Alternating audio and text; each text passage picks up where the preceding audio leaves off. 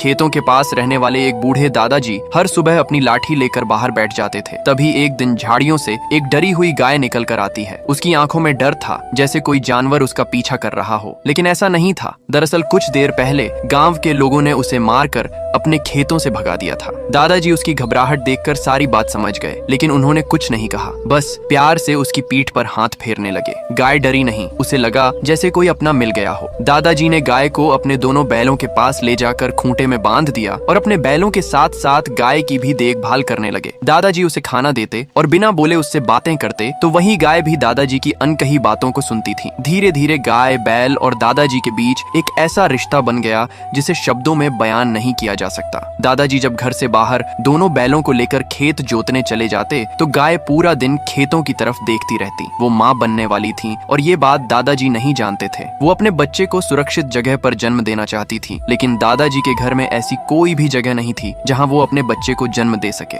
दादाजी जब बैलों के साथ खेत से वापस लौटे, तो उन्होंने देखा बेचारी गाय उदास बैठी थी। दादाजी को कुछ भी समझ में नहीं आया और उसे रोटी खिलाते हुए उसके शरीर पर हाथ फेरने लगे। तभी अचानक दादाजी को कुछ ऐसा पता चला जिससे उनकी आंखें खुशी से चमकने लगी। गाय माँ बनने वाली है। लेकिन गाय ने दादाजी से कुछ नहीं कहा, बस चुपचाप बैठी रही। दादाजी उसे घर के अंदर ले जाने लगे। यह देखकर गाय की आंखें खुशी से चमकने लगी। दिन, हफ्ता और कुछ महीने बीत गए। गाय ने 2 नन्हे नन्हे बछड़ों को जन्म दिया। गाय कमजोर हो चुकी थी, उसके पास अपने बछड़ों को पिलाने के लिए दूध नहीं था। दादाजी को दोनों बछड़ों और गाय की चिंता थी। वो खेत में जाकर घास काटने लगे। इधर सूरज ढलने लगा, रात होने को आई, लेकिन दादा वापस नहीं लौटे। उनके घर के बाहर जंगली कुत्ते गाय को जोर जोर से भौंक रहे थे। तभी अचानक दादाजी के दोनों बैलों ने आकर जंगली कुत्तों को वहां से मार मार कर भगा दिया और अपनी माँ समान गाय की रक्षा की। लेकिन अभी तक किसी ने इन्हें लाइक और सब्सक्राइब नहीं किया।